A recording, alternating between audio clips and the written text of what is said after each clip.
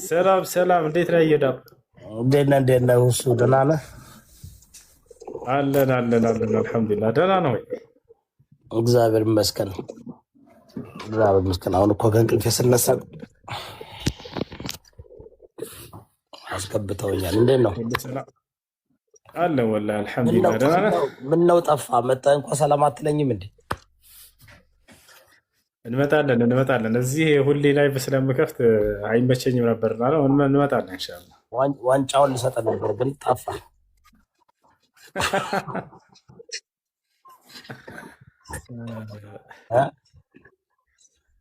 ሌላ ጥሩ ሰው ላይ ድል ስናደርግ ትሰጠናለህ። አይ እንደዚህ ከአሁን በኋላ እንደዛ ነው ያለበት። ኢንሻአላህ ኢንሻአላህ። ያንተን እውቀት ማየት የምፈልገው ከሚችል ሰው ጋር ስትገጥም ነው አይደለም? ኢንሻአላህ ኢንሻአላህ። ትህትናን አይቼዋለሁ፣ ጸባይን አይቼዋለሁ።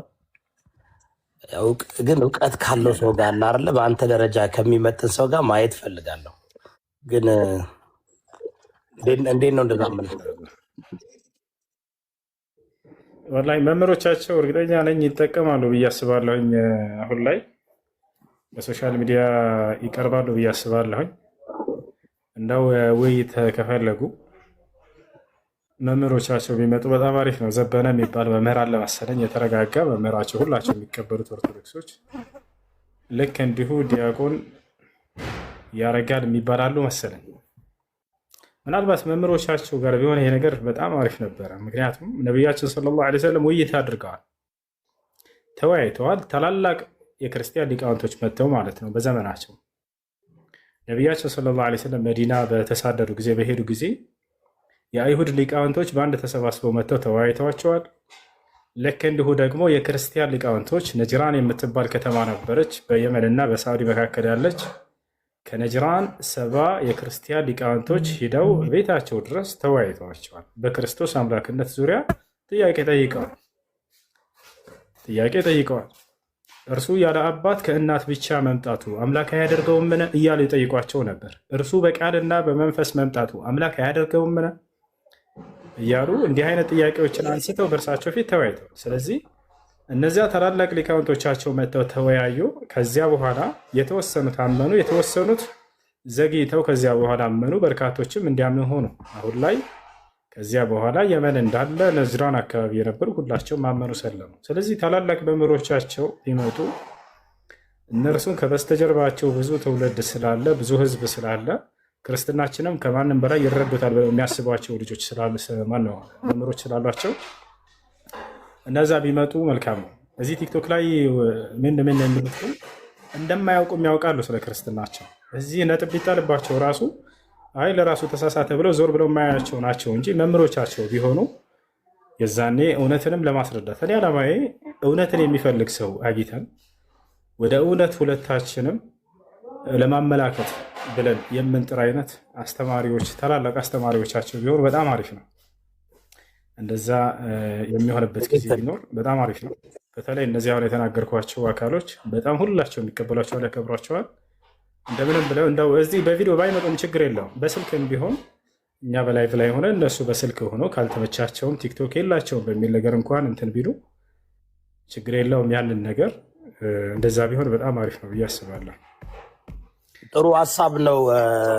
ዶክተር ዘበነ ግን በቅዱስ ሲኖዶስ ተቀባይነት የላቸውም። የራሳቸው እንትን ናቸው።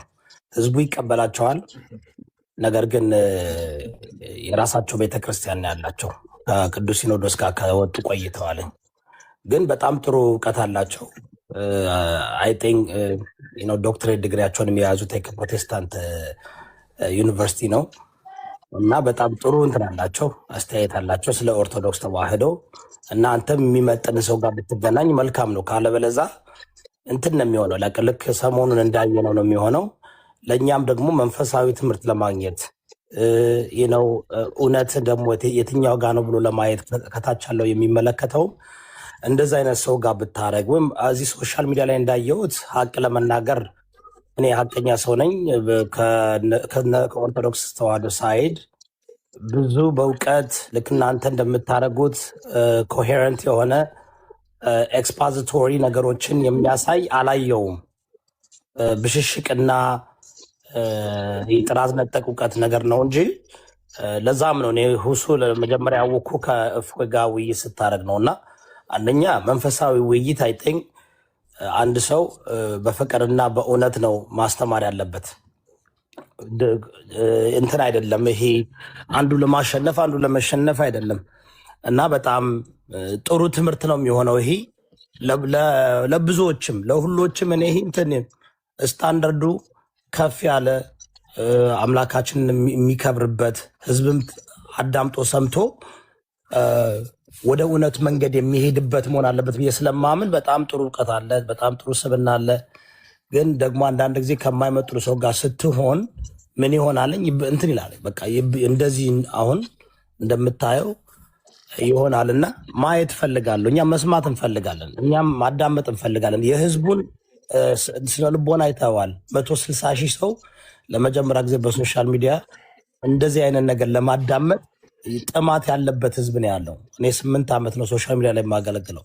ጥማት ያለበት ህዝባችን ጥማት አለበት እና እኔም እጠይቃለሁ፣ እንጠይቃለን። ዶክተር ዘበነ ጋር ብትወያይ አንደኛ ጥሩ ስብዕና ያለው ሰው ስለሆነ እሱም ጎበዝ እንትን ነው፣ ጎበዝ አስተማሪ ነው። ከዚህ በፊትም አድርጓል ንጽጽር ከዶክተር ቶሎሳ ጋር አድርጓለኝ፣ በስልክ አድርገዋለኝ። ከ20 ዓመት በፊት ከ20 ዓመት ነው ከ15 ዓመት በፊት አድርገዋለኝ። ከሌላ ሰው ጋርም ያደርግ ነበር፣ በስልክም ያደርግ ነበር። እና እሳቸውም እኔም ጠይቃቸዋለሁ፣ አንተም ብታቀርብላቸው አጥኝ የተሻለ ፍሬማ ይሆናልኝ እና በዛ አስማማለሁ። ይቻላል። በጣም አሪፍ ነገር ነው።